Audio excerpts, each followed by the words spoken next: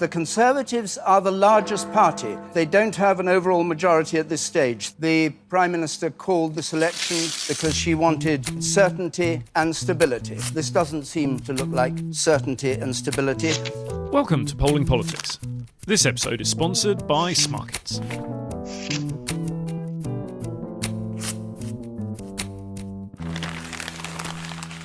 I'm Joe Twyman, co-founder and director of Delta Poll. And I'm freelance journalist Marie Lecomte. Our guest this week is Michael Crick, writer, broadcaster and political journalist. Michael is the political correspondent for Channel 4 News, and his new book is Sultan of Swing, The Life of David Butler. Hello, Michael. Hello.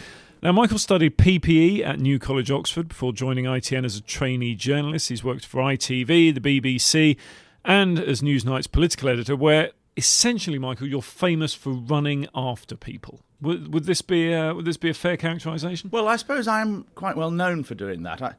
In a way, I wish I was well known for other things. That's partly why I wrote this book. But every now and then I run after someone. Everybody gets in a tiz about it and gets excited about it. But most of my life, I'm not actually running after people. How do you feel about the fact that it's become a word, it's become a phrase, someone got cricked? So I've definitely heard that before. Yes, indeed. One of my producers deliberately put that word about. He said, right, we're going to make you famous, Michael. We're going to... Producers.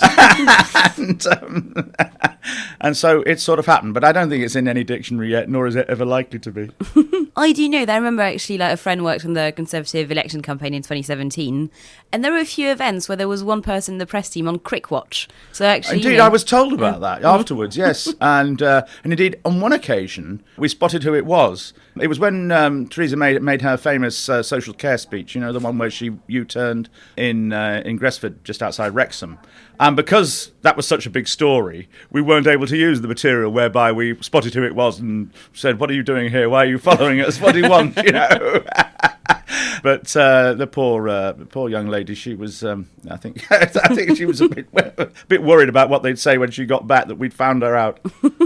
The first thing we'd like to talk about is the second referendum, the people's vote, however you want to characterise it. Or the third referendum, if you're as old as me. Yeah, this is. I remember the first.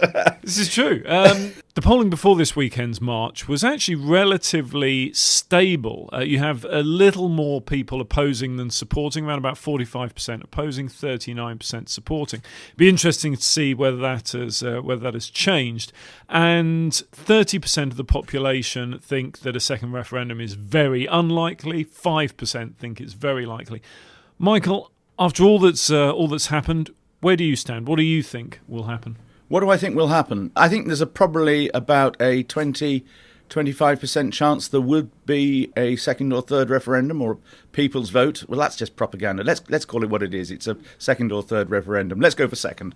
And then what would happen in the referendum? Well, I think it's 50-50, actually. It could go either way. And I mean, there is a history of sort of when people get asked a question again, they sort of reinforce the answer they gave the first time round, like the famous Winchester election where the result was overturned because there was the Conservatives lost by 2. So they challenged the result and found some irregularities, so they reran the election, and the second time round, rather than winning by 2 votes, the Liberal Democrats won by 21,000.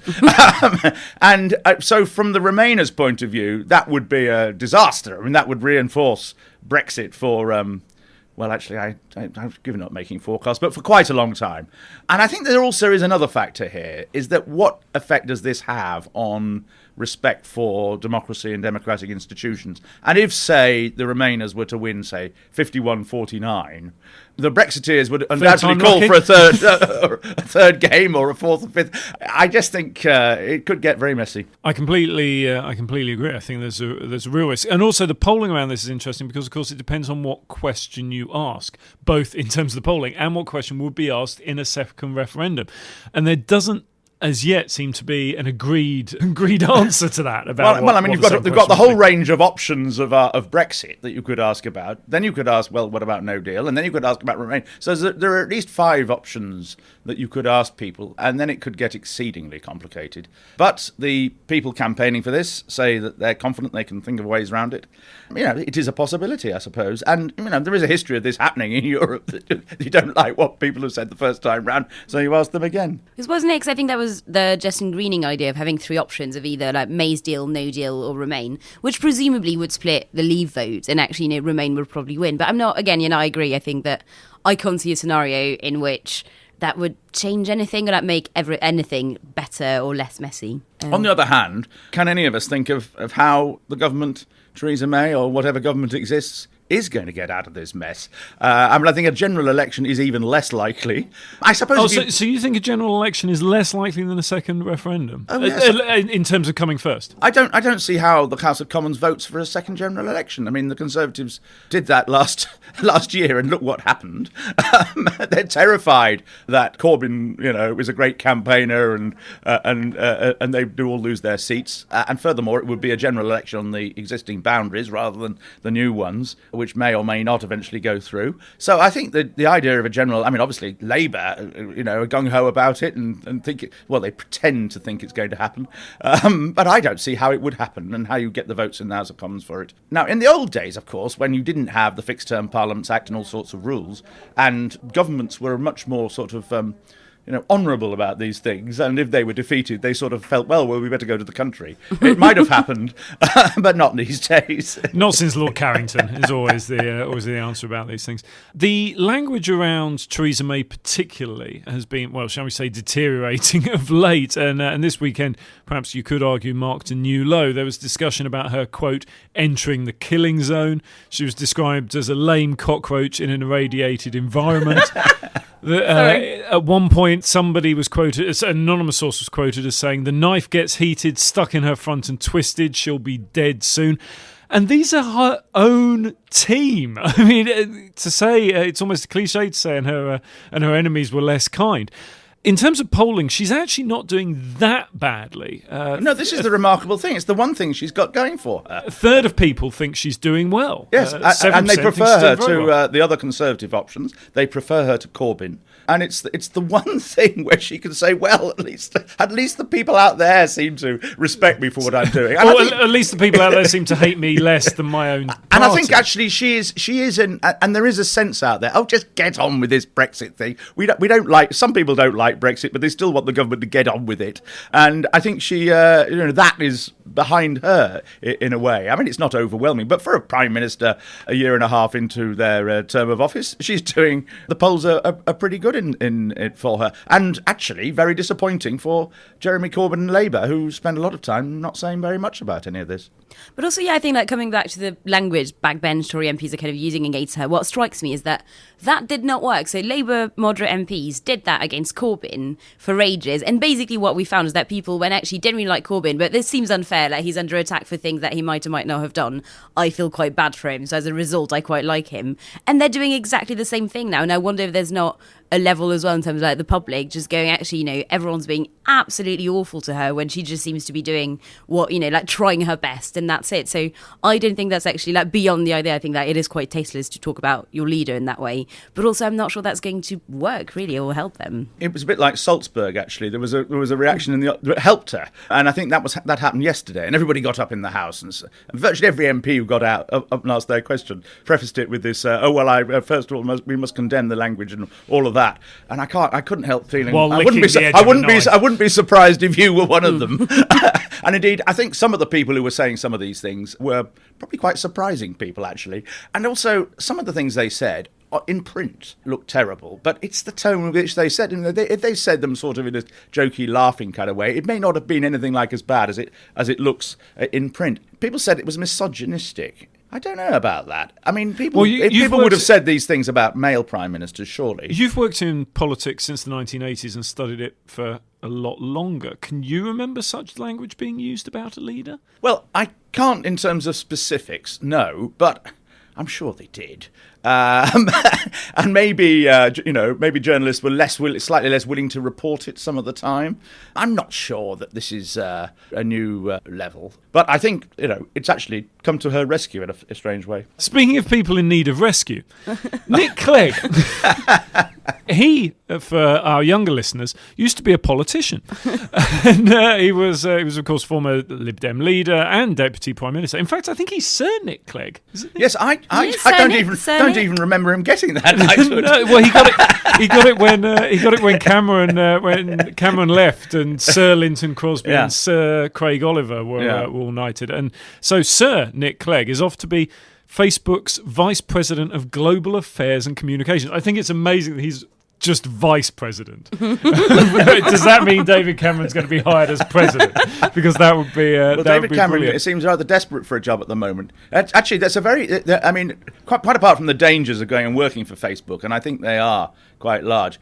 If there was to be a second referendum, who would lead the Remain side? So many of the people have deserted Gary Lineker. Oh, Gary Lineker. I mean, this has been well established. But I mean, Nick Clegg has been doing a lot of town hall meeting type Remain meetings around the country, and apparently he's very good and very effective. And we're now seeing again the Nick Clegg of 2010. Although I think he was discredited by the coalition in the public mind and the mind of many young people, that maybe it's impossible for him to ever recover his previous popularity. But presumably he would not be available if he's now working for Facebook and in California. Well, it's funny you should say that, because just after his apology, do you remember the apology that he issued in 2012, basically saying sorry about the tuition fees and all that sort of thing?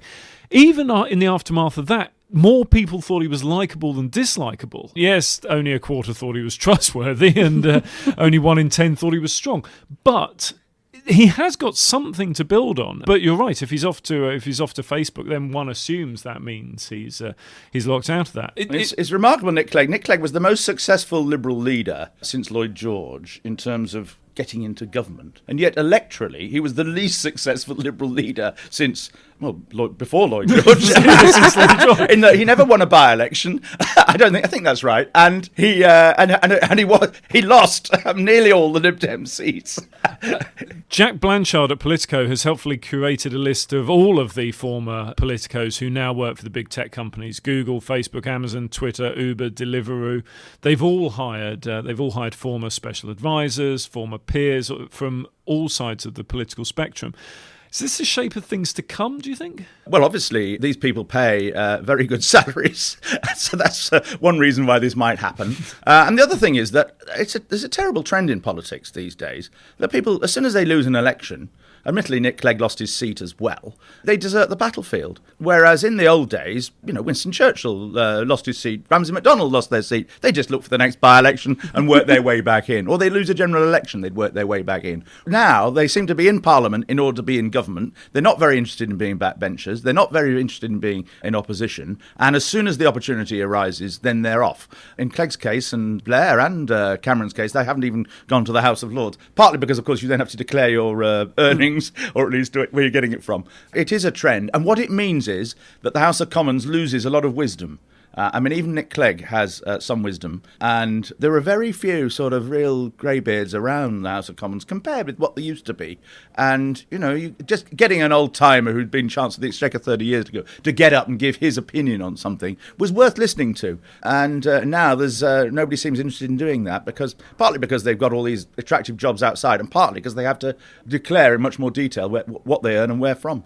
But on that point as well, I think that isn't age, I think, quite a massive thing as well, where actually, the generation since Blair and up to, before May and Corbyn, they were just very young leaders, chancellors, leaders of the opposition. And indeed. Osborne was 33 when he was shadow it's extraordinary. So I can see it, but I think it's genuinely really interesting because we've not had that before. The kind of, people who actually, they might be in their late 40s and they're kind of done in politics, really, because they're not going to rise to the top again. Oh, yeah, you're absolutely right. So what do you do? You still have a lifetime ahead of you. And I think that might be why as well it's a new trend in the sense that we'd not not had it before because they're just young. And I do have some sympathy for the idea of saying, yeah, let's say I'm 46, 47. I'm not going to just spend the rest of my life in the House of Commons, House of Lords. I can just have an entire other career afterwards. Indeed. And no, I agree entirely. And indeed, you've got three prime ministers, I think, in a row, Blair, Brown and Cameron, who all retired in their 50s. I mean, some of them barely 50. And these are people whose minds will be good for another 30 years. Whereas people might have retired in their 50s 100 years ago, but they probably only lived to be 70. And people age much more quickly. So it's perfectly understandable. And in fact, this is a trend in society as a whole. I think we're going to see a lot more probably already are doing, and I've just not noticed it. And I've not managed to do it myself. But there are a lot more career switching in your 50s because you've got 30 years more worth of brain power. And, there's a limit to how much you can do in retirement. And speaking of age, it's worth pointing out that Nick Clegg is the same age as Nigel Farage, which is a point that is sometimes forgotten. I didn't know that. Yeah, and I'm the same age as Paul Nuttall. It's truly amazing what a diet of UKIP will do to you. I'm sorry, I'm sorry, I'm so sorry. There's no easy way to say I'm sorry. We're joined now for our regular chat with Subject from Smarket. Subject, hello. Hi, how are you doing? Yeah, we're doing well. Now, earlier we discussed the march in London for the second referendum. Has that march changed any of the betting patterns around the likelihood of a second EU referendum? Well, it was a good, lively march with lots of people, but it has not moved our markets as of yet. We're still strongly saying that there won't be a second referendum based on the people's vote. Last traded result was about 86%. So it's pretty strongly saying no, regardless of the march. And March 29th still looks like the date that's going to be settled on for Britain leaving the EU. Has that changed at all? Not at all, I'm afraid. From January to April 2019 for the leave date, it's 67% at the moment. It's been the top since the beginning of that market, and it's not changed. The next possible date is May to August 2018 at 12%, so that looks really unlikely. And of course, before all of that, we have the US midterms coming up. Is there a particular race that we should be looking at for this? Say the Texas 31st? Oh, wow, yeah, that's exactly what I was thinking about. I mean, it must be all on our minds.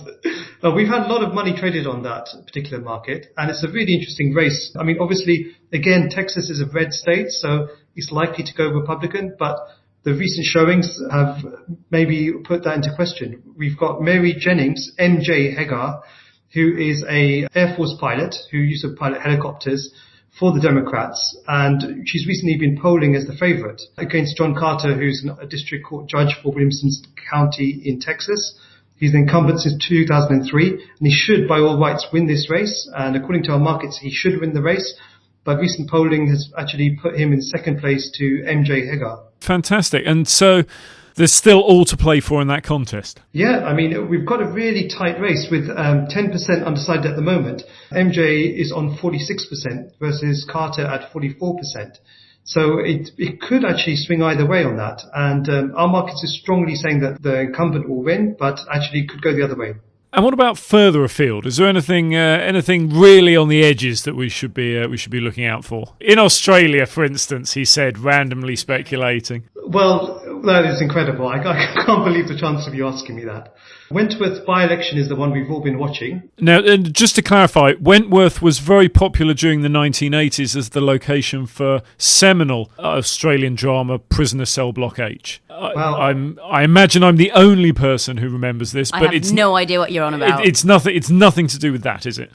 I don't think it is, no. It's more to do with Malcolm Turnbull, who used to be the Liberal Party leader and the Prime Minister of Australia. He was ousted recently by Scott Morrison and then resigned his seat, which caused a by-election. Kevin Phillips has just won that as an independent with 76% last traded on our markets. And Australia now has a position of a minority government in power.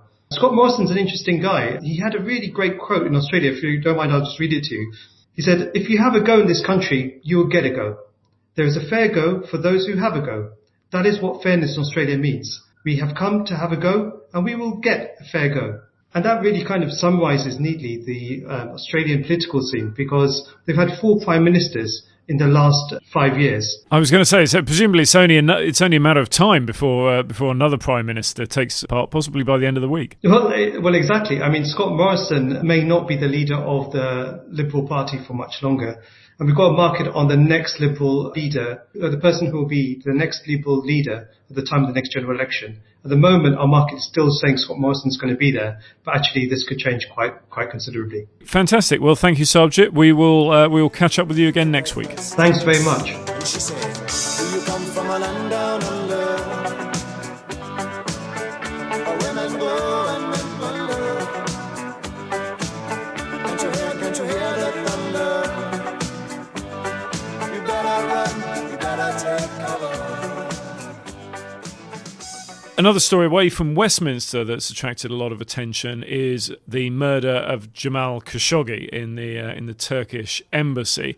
The Saudis, it's fair to say, have not covered themselves in glory when it's come to explanations of this, with weeks of speculating about what had happened.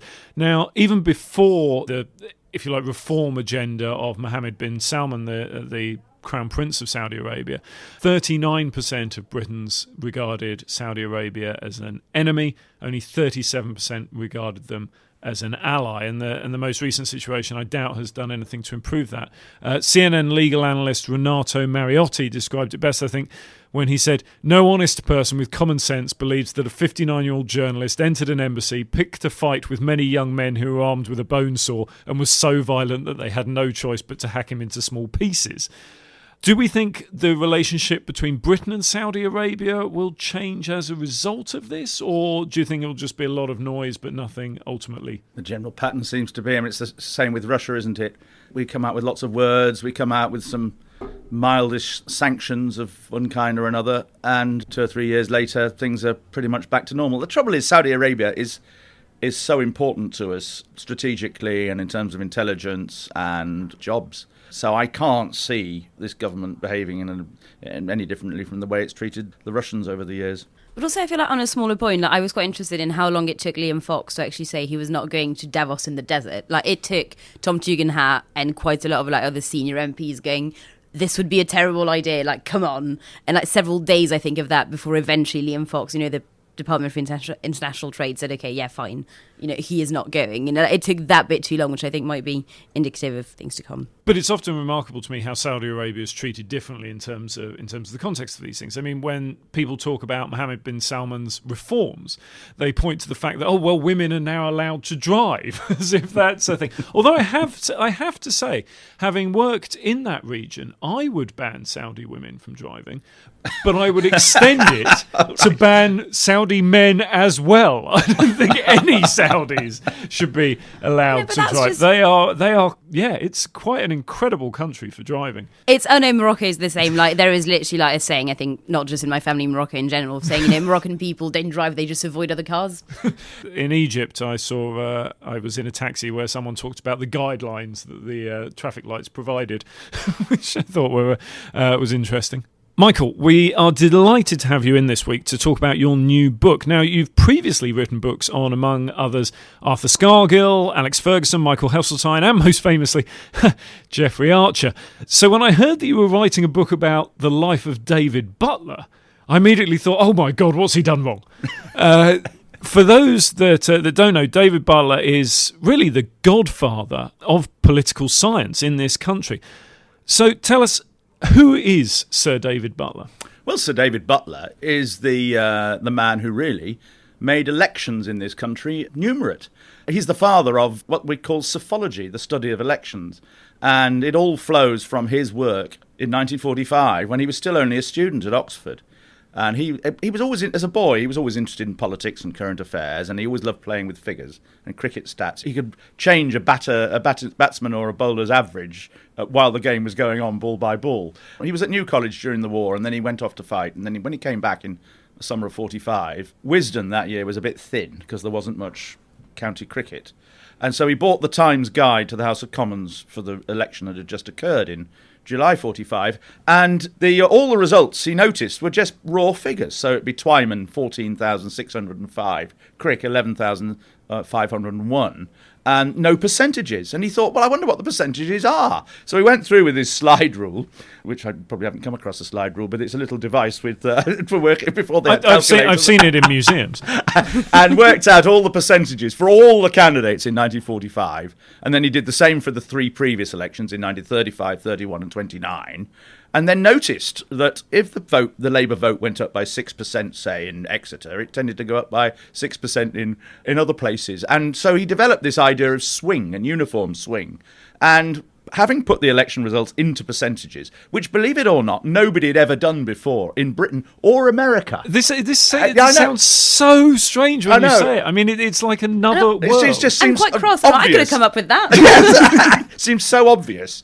And now we've checked all the directories and the New York Times. The New York Times didn't put American congressional results into percentages until 1952. So they were faster than we were in Britain. And the Times Guide didn't do it until 1959. Anyway, there was David doing this. And he was still only an undergraduate. He hadn't got his degree yet. He couldn't vote because he was only 20 and the voting age was 21 then. And he started the science of what became known as psephology. And he was the person that popularised that term. He did, although he didn't actually invent it. No, this is a point of some controversy. It is. The word is based on the Greek word sephos, which in both modern and ancient Greek means pebble. And that's how the ancient Greeks used to vote, by putting a pebble in an urn or somewhere. And so, hence, psephology. And this was now. The story has always been that this was an Oxford high table joke, dreamt up by some classicists. And in fact, at Oxford, but actually, we discovered that it was actually devised at a weekly meeting of a famous Oxford Literary Society called the Inklings, and that C.S. Lewis, the author, seems to have been involved because there was a letter from one of David Butler's colleagues saying, I was at a meeting of Lewis and the Choice Spirits today, and they said, this word you use, electionology, we can't use that, that's laughable. How about psephology instead? And that's how the term was invented way back in 1949. How annoying do you have to be at university to think, I don't like this word, I'm just going to make up another word. We have decided as a group to change this word. There you go. Well, it happens all the time, isn't it? I mean, students are always coming up with new words and phrases. I can't keep up with them. Now, a couple of weeks ago, we had Phil Cowley in, who's the editor of the British General Election book for 2017. But it was David Butler who worked on this series from 1945 to 2005. That's right. I mean, it's an incredible body of work. Well, he first set out his findings and his theories of swing, the extent to which the vote changes between one election and the next election. And that was in the 1945 edition when he was still a student. He didn't actually edit the book, but it was the most important part of the book. And then from 51 onwards, he edited the book and later co-edited it right up until 2005. So more than 50 years. And every election, he'd be studying it and going around seeing all the key players, both before the election, during the election, and after the election. And then very, very quickly, rather more quickly than Mr. Cowley has, he would get the book out, often by the end of that year. I have some sympathy with Phil, though, on his latest book, because the general election of 2017 is the... No, well, I don't know if he's lazy. I don't think so. I've got no evidence for that. But it was the most complicated general election, I think, since the war. And so much going on in different directions. When he was on here, he did defend how Dennis Kavanagh and David Butler were able to produce two books in 1974 and how that was far more difficult than just one in well, I mean, some general elections are barely worth... I mean, the 2001 election, for instance, where the result barely changed. You only needed a pamphlet, really. You didn't need a full book. But in political science terms, I would argue his most influential book is Political Change in Britain, which he co-wrote with Don Stokes. Yes. Tell us about that. Well, Don Stokes was an American, and he'd been involved in work at Michigan, where they had this rolling panel of voters that they would go back to every 2 years and interview them about their voting habits, why they voted. They'd interview them for an hour and a half about asking them all the same questions, of course, about their backgrounds, how their parents voted, did they belong to a trades union, all of that. And David teamed up with a member of this Michigan team, Donald Stokes, and did the same in Britain, starting their surveys in 1963. And it resulted in this book, Political Change in Britain, which came out in 1969, which really gave people a much better understanding of why people vote the way they do. And since then, there's been this rolling panel known as the British Election Study, which has carried on ever since. So you've got this data dating back all the way back to 1963, and many of the same questions in each questionnaire. And so you can build up this picture of how people's opinions have changed over the years and the influences on those opinions. And their book was the start of this, and is regarded as the all-time classic of why people vote the way they do. And the write-up in the Times referred to young people being Labour's secret strength. Yes, well, they got it rather wrong. It was funny. It's one of those books that, at the time, got some pretty horrid reviews, and it was only later that actually people came to the conclusion it was rather a good book. But there was just like the Hunger Games. That's right. there was a serialisation. It wasn't. The Sunday Times sort of did a pre-seed version under Butler and Stokes' name, under this heading, Labour's Secret Strength. And the idea was that for the rest of the 20th century, Labour would become more and more powerful, but as Conservative voters died out, and you young people came onto the electoral register, and of course all young people vote Labour, being the theory. Does that sound familiar? As a relatively young entrant to British politics, does that ring a bell? Anyway, this proved to be disastrously wrong, because if you take the 8 general elections from 1970 onwards, one of them, in 1970 was only 8 months after the book came out.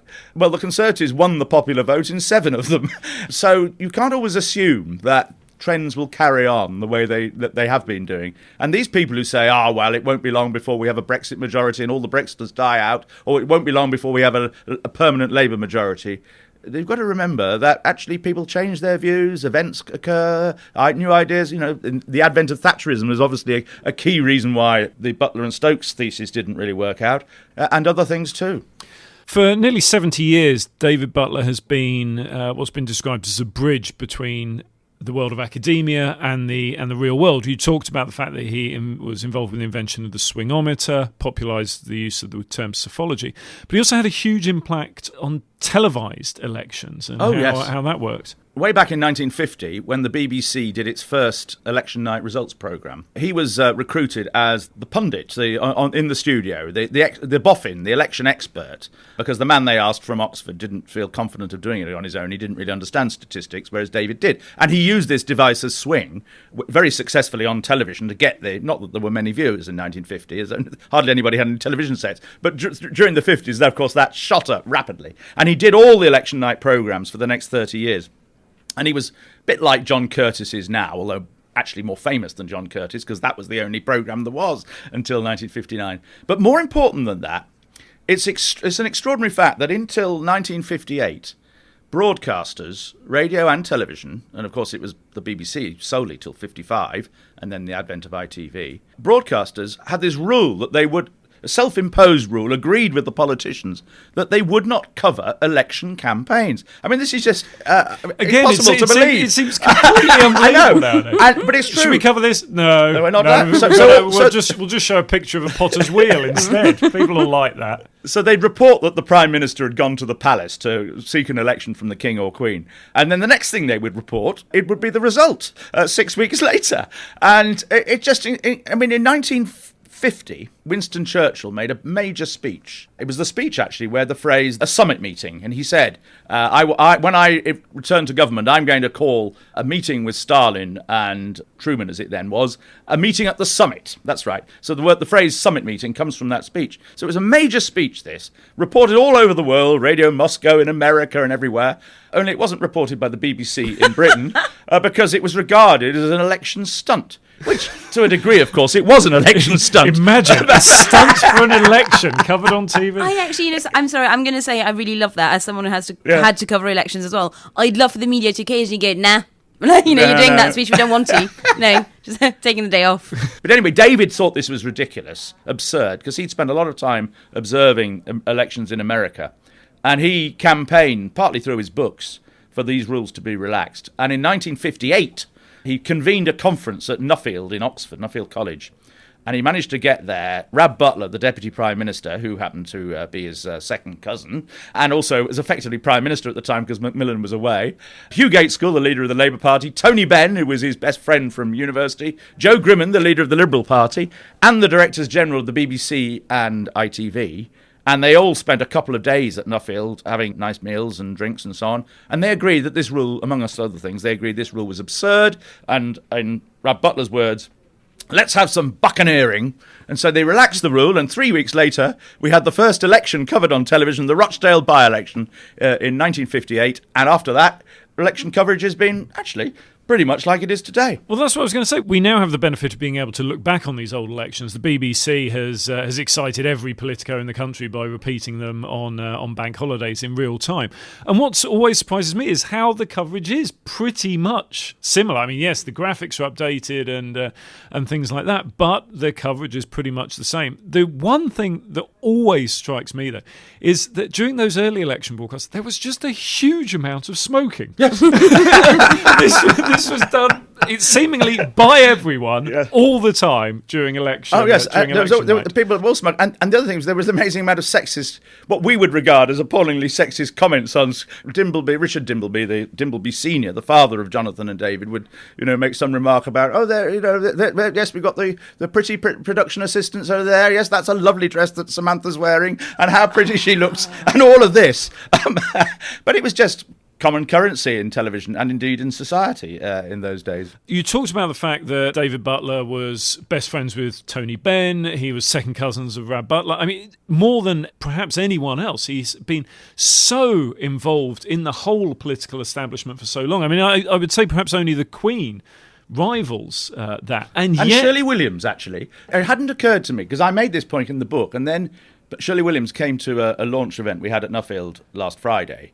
And actually, Shirley Williams covers the whole of post-war politics as well, because she worked closely with Herbert Morrison in 1945, even though she was still only a teenager, and has been active up until very recently as well, though she's now retired from the Lords. So we have Shirley Williams, David Butler and the Queen, and yet it was the Queen that Netflix chose to make a TV series about. I think... No, well, I'm negotiating with them. I would have preferred the series about David Butler, quite frankly. David Butler actually appears in one episode of The Crown, and you have reminded me of this fact, and you've also reminded me of the fact I forgot to put it in the book. Brilliant. So this is a Polling Politics podcast exclusive. Scoop. Exclusive, yeah. You talked about John Curtis and people like that being public faces, but not as famous as David would have been in his time. Do you think modern academia has somewhat lost sight of the sort of academic journalist approach that David Butler took? Yes. I mean, there are still lots of academics on television. Of course, Jane Green did it for ITV, and she's now got the same job at Nuffield that David Butler had. But I think within the academic world, it often doesn't do you much good to do lots of television, because your academic colleagues are often jealous of you. They think you're getting huge fees when the fees are probably a lot smaller than they realise. They think you're smaller than we realise. They think you're superficial. If you can sum something up in 20 seconds, well, how can anything be summed up in 20 seconds would be the view of most academics. But John Curtis is obviously an academic too, and there are Sir John Curtis. Sir John Curtis, yes. Although David got there first, although it took a rather a long time for David to get his knighthood, but he did in the end. Yeah. Just before we move on, there's the famous Churchill anecdote. Oh yes. Perhaps you could. Well, I mean, David that Butler part. was 25 at the time. He'd just been recruited by the BBC to do their first election night programme, which was being put together in a hurry because they'd never done it before. And there he was working at Broadcasting House, and he got this phone call from Winston Churchill's office, the leader of the opposition, asking if he could go down that night to Chartwell to have dinner with Winston Churchill. This is the kind of thing that would happen to David Butler and nobody else. Well, you don't really turn. I mean, he must have been incredibly nervous, but you don't turn a request like that down, do you? And so he got on the train at Charing Cross and went down to Kent and was picked up, and he turned up at Chartwell, Winston Churchill's country home, and found that there was really hardly anybody else there apart from the servants. And he spent virtually the whole evening with Winston Churchill. Winston Churchill wanted to know about this complicated formula that David Butler had worked out to link the number of votes to the number of seats, called the cube law. And please don't ask me to explain it to your listeners. But and Winston Churchill ostensibly wanted to know how the cube law worked. But David tried to explain it to him, and Winston Churchill clearly got lost. So they spent the whole evening talking about politics and history for 4 hours. And there was one interruption when Lord Charwell came in, Churchill's advisor, And then at one point, somebody brought in a little radio and they listened to Anthony Eden making his election broadcast on the radio. And then they commented on it. But, I mean, the idea that in the middle of a general election campaign, 2.5 weeks to go, that the leader of the opposition could spend 4.5 hours with a student from Oxford. Well, he was a graduate student, at 25. Oh, that makes it all right. To spend the whole evening with him. It's just beyond belief. And giving him all sorts of advice, like, you know, you're only 25, you better hurry up, young man, you know. Napoleon crossed the bridge at Lodi at 26. And then at the end of the evening, Churchill leads him up the creaking stairs to the attic room where he stayed overnight. Oh. I mean, it's just beyond belief. But David always says that having spent the evening with Churchill like that, he felt no problems about talking to important. I mean, this was this was someone from history for him, a great hero. And after that, he felt no problems about approaching anybody to talk to them. Churchill also sought his advice later on. They had sort of exchanges of letters, and Butler subsequently went round to Churchill's house in Hyde Park Gate during the 1951 election, where Churchill finally returned to power, and found him in bed. And Churchill was trying to explain to him that if you lose a seat, if one party loses a seat to another party, that reduces their majority by 2 votes. But Churchill couldn't get his head round this, and was moving apples and oranges on the tray on his bed to try and work this out. That's presumably why Churchill never achieved anything in politics. And then, indeed. And Churchill then asked David Butler. He said, "Tell me, young man, do you think I'm past it?" And crikey, how would you answer that? Because clearly, you know, he was really. So very diplomatically, David said, "Well, put it this way, sir. Perhaps you're not quite the wonderful asset to your party that you were, quite the wonderful asset that you once were," and got away with it. Impressive. Yeah, so he would have only been in his early 30s. No, that was when he was 26. Oh, so 26-year-old saying to Churchill that he was Churchill was 3 times his age. Yeah, yes. Wow, goodness. Finally, Michael, in a previous episode, and this is for reasons that I can't remember, we speculated specifically about your dancing. Now that you're here, we have an excellent opportunity to actually address this. And so my question to you is... Unfortunately, this is not on video, is it? Do you like to dance? Actually, it's one of those things that I avoid doing if at all possible. But then when I do it, I mean, there was a wedding a few weeks ago that I did do a bit of dancing, and it exhausts me so quickly these days. I mean, I remember at my 50th birthday party, we had lots of ceilidh dancing going all evening, and that was huge fun. Would you say you have to be dragged onto the dance floor, or yes. would you more? So you don't happily dance, but only once others are there. Once others are there, and once I've had a glass of wine or 2. Right. So I think that counts as dragged to the dance floor. I say am finally. My question now is about sandwiches. Do you prefer your sandwich as a rectangle or a triangle, Michael? Triangle. Oh, what do you think the British public thinks? Younger people, I would have thought triangles, and older people rectangles. But I may have this totally wrong. I seem to remember when I was a little boy, I was only 4. And in our village, some workmen, there wasn't a sewage system in our village. And I used to go out every day, this was before I was primary school, and I used to go out every day watching them at work, and would spend the lunchtime in their hut with them, and my mother would make me a lunch to take, and they would all be there sitting with their sandwiches. And I think all their sandwiches, the workmen's sandwiches in Northamptonshire in 1963, were rectangular. And I think this triangular stuff is sort of, well, it's a commercial thing, isn't it? The triangular sandwiches. But I don't know, there's something quite nice about putting a wedge into your mouth as opposed to putting a 90-degree corner. I'm going to get into terrible trouble here. It's the interpretive dance that accompanies this that really makes it. I'm with you. I think triangles are the way to go, but only 28% of the British public goes for that. Rectangles, 60%. Marie, which do you prefer? I know I complain a lot about people making jokes about me being French all the time. However, on this one, I do have to say that I don't care. I generally just prefer baguettes. I know I will get mocked. I know I will get mocked, but genuinely, I don't care. Is there a survey, Joe? I bet if you ask the public which is bigger, 2 pieces of bread with a filling cut, which has got more substance to it, they would say one or the other. That's a good question. There's no age difference though. So no really? age difference. Okay, that's all we have time for this week. Michael, thank you so much. The book is The Sultan of Swing, The Life of David Butler, available from all good bookshops and Amazons and various other places. Unfortunately, there's no time for our interview with David Butler, but we will just spend the final few seconds looking through the old pictures of election night that are included in the book. Okay, thank you to Subject Bakshi. This episode was sponsored by Smarkets. Thanks very much. We'll see you next week.